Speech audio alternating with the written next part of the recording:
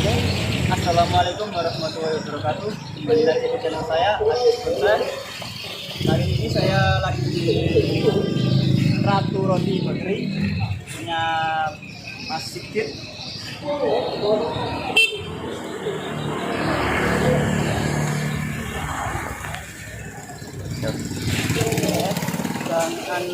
Jangan lupa klik tombol subscribe-nya, like, komen juga, dan bantu share sebanyak-banyaknya teman-teman. Gimana keseruannya nanti? Yuk kita langsung ke dalam aja.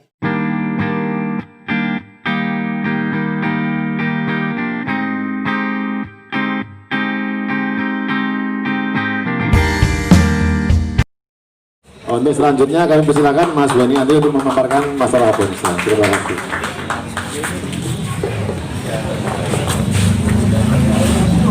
Terima kasih atas waktunya yang diberikan saya.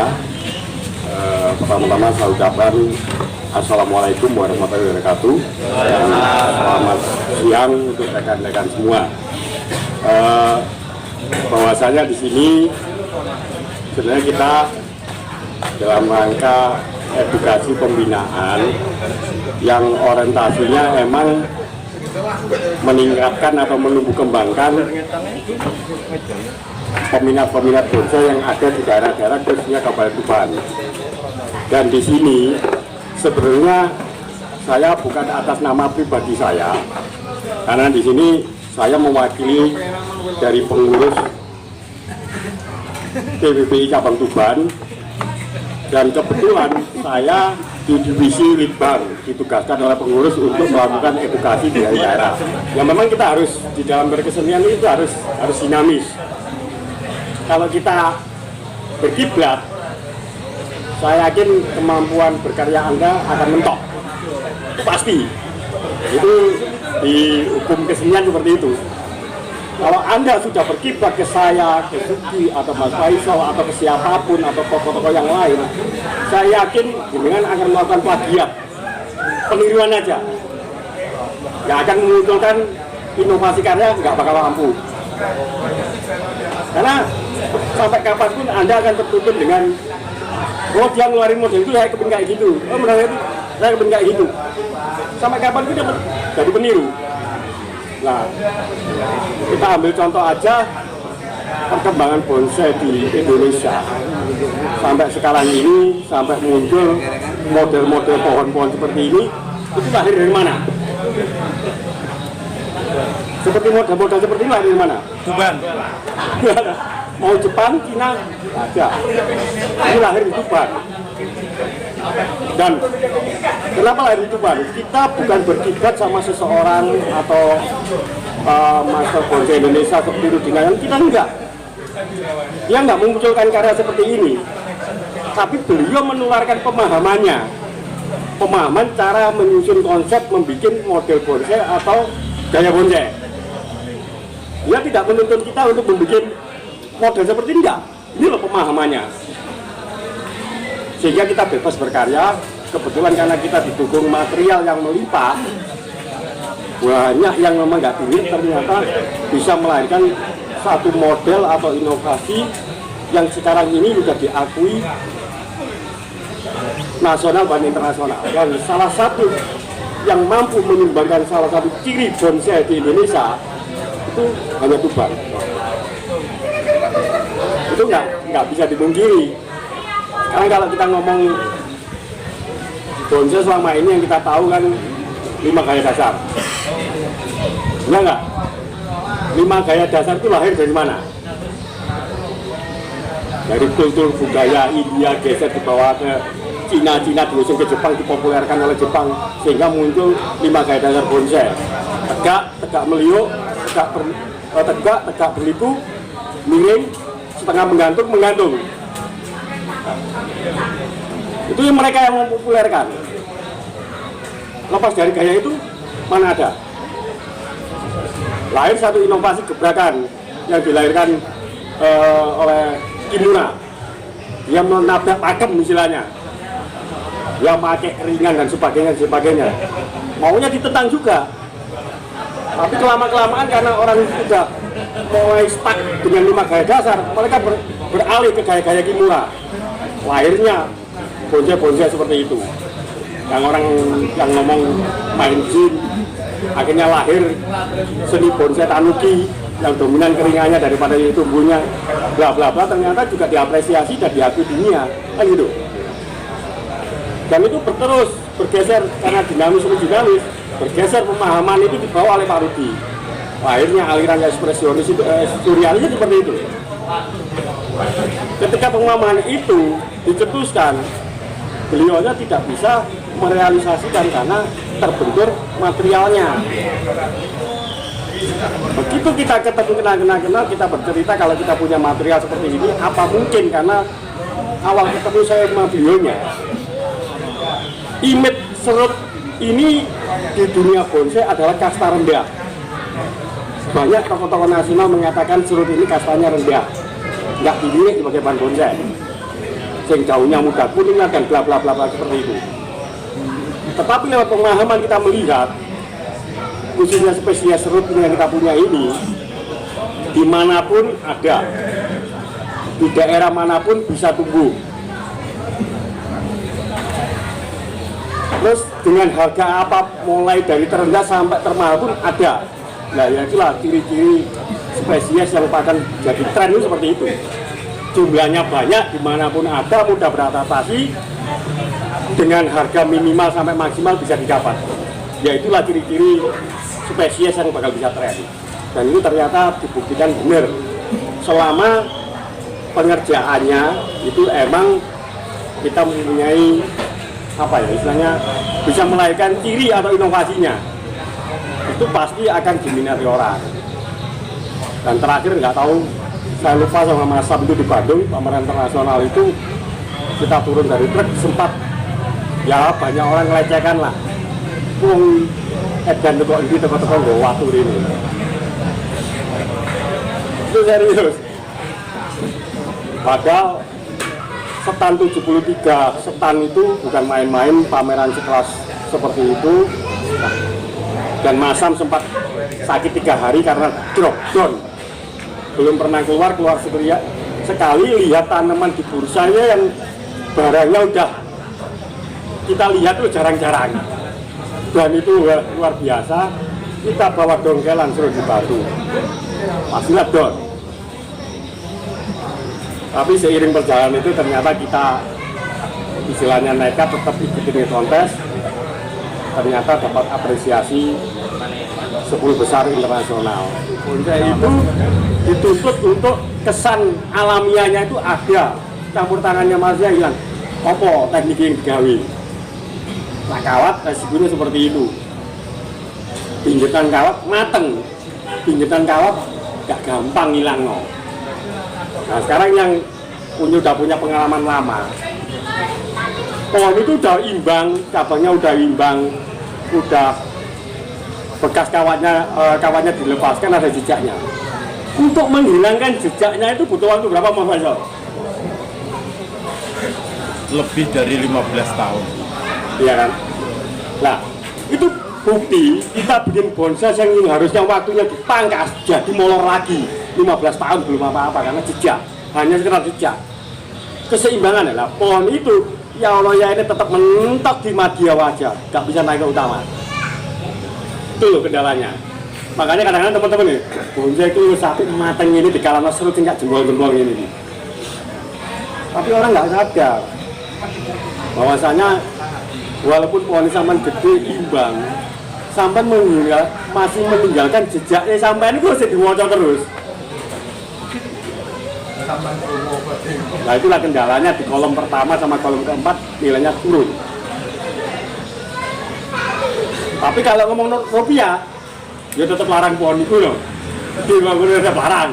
Jadi saya katakan lewat pemahaman bonsai itu, kalau kita bicara apresiasi, kita memanfaatkan material kita yang ada, itu luar biasa.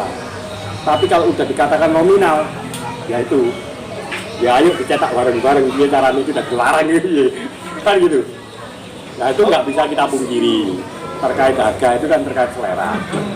Orang itu kalau ngeluarin duit itu lah barangnya gede, wani, tak barangnya cilik walaupun api, ojo disik. pasti itu manusiawi. Jadi mungkin itu dulu yang bisa saya sampaikan sebelum kita berbagi tips untuk menyusun kerangka atau konsep suatu pohon. Mungkin teman-teman ada ganjalan atau ingin pertanyaan, monggo silakan. Halo Pak. Gak usah. Iya. Kating itu kan potong, kan penting ya. Iya. Itu kan ada bekasnya juga. Iya. Kan berarti ada masih kelihatan campur tangan manusia. Oh, gitu. Jadi gini, Mak. Emang cutting itu meninggalkan jejak potongan. Nah, pertanyaannya sama, Pak, sebenarnya kita ngating itu kalau syukur ngating akhirnya jejak bekas potongnya itu tetap kebaca. Nah, jenengan harus baca karakter tanaman ini. Ini serut. Kalau jenengan cuttingnya dia masih posisi daunnya hijau seperti ini, di cutting, itu jejaknya gak hilang ini, Pak. Tapi kalau jenengan udah batangnya udah memutih seperti ini dipotong, terus tumbuh maratuna, ini nembaknya banter, Pak. Karena ini proses pengkayaannya udah sempurna. Jadi untuk menutup bekas luka potongan itu tetap. Ya kalau kita belum tahu, mungkin bekas potongan dengan gunting, bekas potongan dengan catok tekung, dengan kakut miring itu beda hasilnya, Pak. Jadi kalau jenengan udah tahu karakter ini, karakter spesies serut ini, jenengan akan tahu, oh ini jalan tak tekung ini, gitu. Lah tak tekuk posisi sungai juga ini tak potong di gunting, ini tidak mungkin mundur karena langsung ketembak di sana. Tapi kalau tak tekung, pasti tekung, ketarik orang itu langsung nutup langsung. Nah itu pengalaman, Pak. Jadi kalau masalah pemahaman dan filosofi itu nggak bisa ditawar. Dimanapun di dunia sama. Yang membedakan kita perlakuannya adalah teknik. Teknik itu akan lahir dengan sendirinya seiring pengalaman jenengan mau melakukan. Saiki opo jari ini ilang nyatane sing ngene wae. Tapi kok sini nutup iki nggak nutup. Kalau kita sering melakukan pasti tahu nanti. Oh, serut itu kudu dikenekno. Perlakuan setiap tanaman itu pasti berbeda, Pak. Kalau kita main seperti serut, ya pasti melorot satu senti setengah. Kalau bikin mata tuna sini, potong segini, nggak tumbuh, Pak, pasti ketiaknya. Harus kita lebihin 1 senti sehingga melepas, ya bosok, ini jalan, pasti nutup. Nah, makanya saya katakan pemahaman keilmuannya tadi itu. Kalau jenengan mau menanyakan itu nanti melakukan, pasti jenengan belajar karakter spesies serut, sifatnya dia, cara motongnya bagaimana, perlakuannya bagaimana. Kalau jenengan mau belajar tentang dia, ya pasti pertanyaan jenengan akan kejawab dengan sendirinya. Padahal logikanya gini loh, bonsai itu lamanya waktu dan dituntut jejak campur tangan manusianya hilang. Nah, sedangkan di penjurian kita ada 4 kelas sampai bintang kan ya, regional, madya, utama, bintang. Tanpa kita sadari dengan teknik lift and grow, sejak awal kita menciptakan konsep membuat pohon ini udah mentalnya mental utama, Pak. Bukan mental regional atau madya. Jadi jangan kaget kalau teman-teman lihat hasil kerjanya teman-teman di Tuban itu, kalau dia turun karena belum pernah ikut kontes kan harus regional dulu. Begitu regional langsung landing terus ya. Karena sejak awal kita bikin pohonnya mentalnya udah mental utama. Karena sejak awal kita kan menanamkan jejaknya nggak hilang, nggak ada. Nah, tapi secara nggak sadar kita tuh menanamkan ke konsep kita ke sini, ke tanaman ini sudah mentalnya udah mental utama. Jadi makanya kalau teman-teman udah jadi itu turun di regional madya itu kayak lempeng, makanya itu banyak orang sewa tuh kayak nggak sadar itu. Oh, pos suruh dewatu ini, orang Tuban ini, Mereka sewot. Tapi mereka nggak sadar kita udah punya syarat utamanya, udah punya sejak awal. Cuma kenapa kita nggak langsung ke utama? Karena namanya jenjang bonsai itu punya sejarahnya. Ya melok burung melok yo tiketing regionalisasi, regional tiketing madya, baru bisa naik ke utama.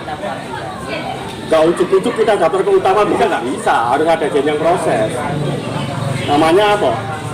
Perjalanan ini ya, perjalanan pohon.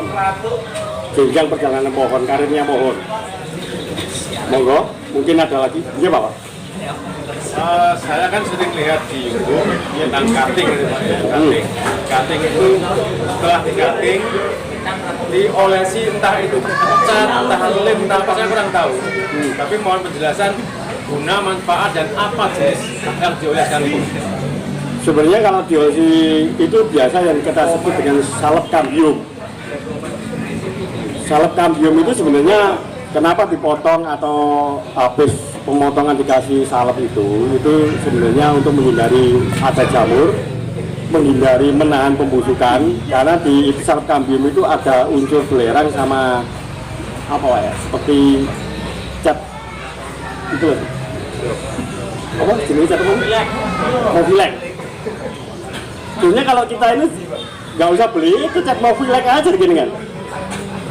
Udah. Kalau saya ya selama ini nggak pernah pakai ramen bonsai, saya pakai tanah merah itu tak oleh segini nolak, red ini.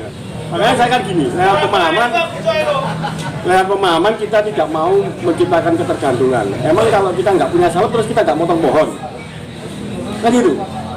Makanya kalau jenengan paham dan karakternya akan banyak teknik yang lahir karena pengalaman jenengan, bukan saya ngajari. Iki lak ngene dah, lagi lak mobil lagi lak iso, lagi lak cat tembok dikenek lak kenek. Ndak mau apa? Tuku salep larang-larang. Fungsinya untuk biar dia tidak pembusukan, terlatih tidak membusuk atau berjamur. Itu aja. Nah, itu cukup lemah abang lah oleh tinggi toh.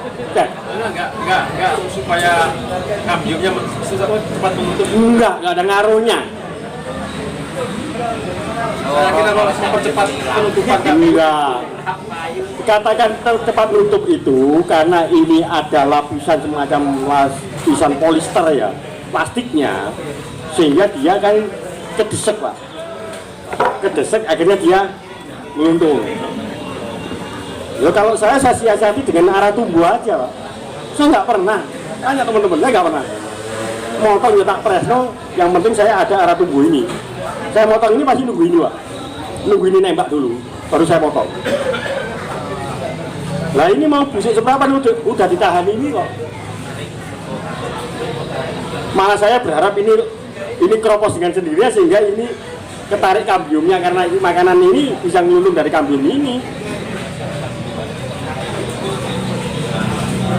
Nah itu kan makanya saya cerita kalau jenengan sering melakukan akhirnya akan menemukan teknik pribadi jenengan.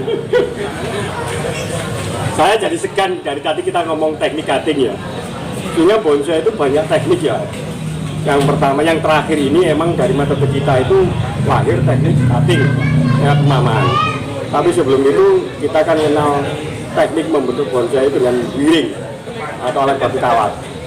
Nah wiring itu sebenarnya ada tekniknya, bukan hanya sekedar main kawat ditarik-tarik gitu, kan seperti itu. Ada tujuannya, ada ininya.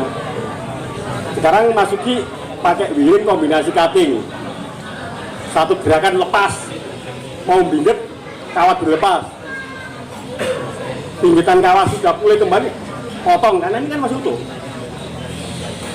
Makanya dia pakai coba satu tekuan aja. Kalau tekuannya 3 kali memperlambat untuk pembekakan, nanti kecekik kawat susah pulihnya. Tapi kalau satu tekuan ini masih utuh, pasti cepat balik. Begitu belen, das, wiring lagi. Itu namanya istilahnya dia wiring cutting. Tak karep mulai ngomong. Yang penting apapun teknik yang kamu pakai itu sebenarnya tujuanmu mau kemana juga tercapai. Tergantung awalnya bagaimana, jelas ya. Bonsai itu orang tujuan mau bikin bonsai itu yang pertama jelas bonsai itu indah. Nah, gimana bonsai itu indah dikatakan indah? Kalau dia memiliki kriteria estetika keindahan, Kenapa bonsai itu terlalu simetri atau asimetri? Karena itu rumus keindahan. Tanya Mas Faiso yang orang lulusan seni ya. Ya. Rumus keindahan itu, estetika keindahan itu adalah asimetri apa simetri? Nah, kenapa asimetri? Asimetri itu karena segitiga tidak sama sisi selalu menciptakan dalam diam ada gerak, yaitu kalau simetri stagnan. Ini yang pertama. Nah, ini kita itu terus kita masuk ke bonsai. Kalau udah wujudnya bentuknya seperti itu, pasti orang sepakat itu indah. Indah belum tentu memenuhi syarat, maksudnya kan gitu. Awal isik lah.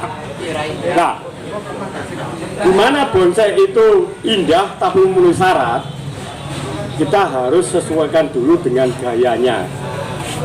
Nah, kalau kita mengenal 5 gaya dasar, kalau pohon tegak ya tegak sing tenanan. Kalau tegak, syaratnya tegak itu kaki minimal harus 3, kanan kiri sama depan. Ya. Nah, terus anatominya, kerangka tahapannya itu tahapannya mulai ini kan tangan, Pak. Nah, tangan sampai dikatakan ini ada jari, ini kan karena ini ada bagian-bagiannya.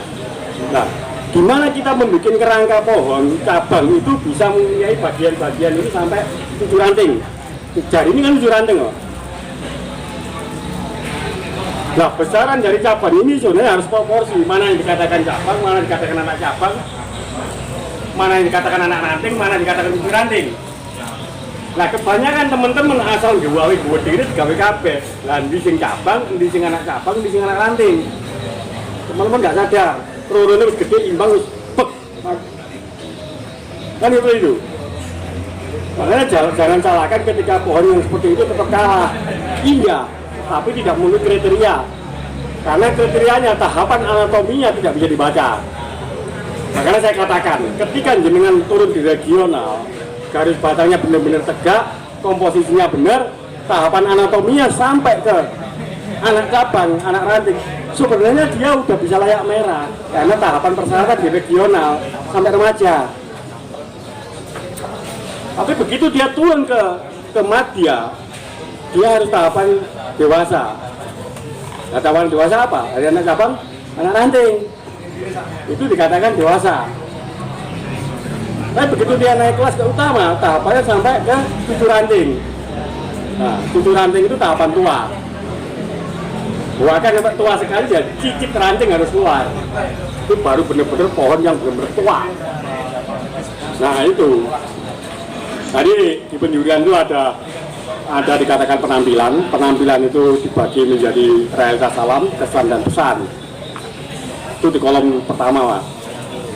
Makanya saya katakan kolom pertama itu penampilan, kesan dan pesan, realitas alam. Kita mau bikin ini pesennya opo, terus realitasnya opo, bener nggak di alam seperti itu? Itu di kolom pertama penampilan. Kolom kedua ada gerak dasar.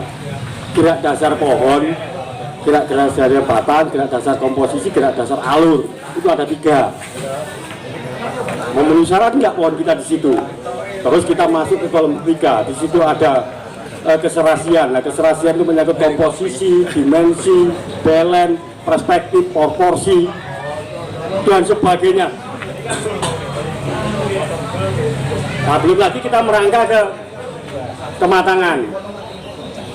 Nah, bonsai paling simpel dengan katakan indah memenuhi syarat dan tidak memenuhi syarat sebenarnya sederhana, Pak. Ibaratkan aja seperti ini. Jenengan berdiri dengan anaknya jenengan,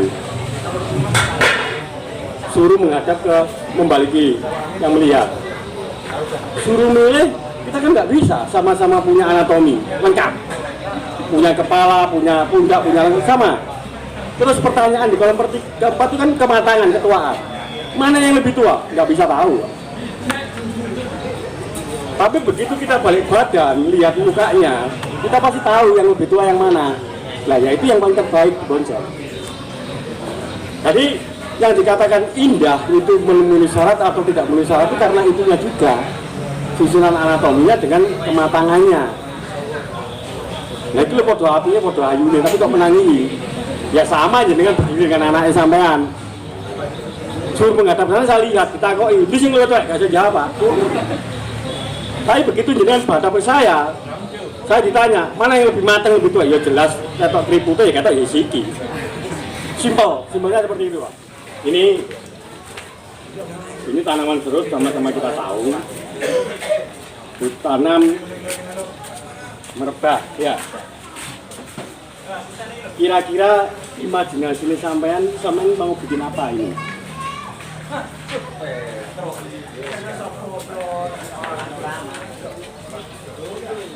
Panorama. Weh, keren panorama. Sampean tahu panorama itu apa?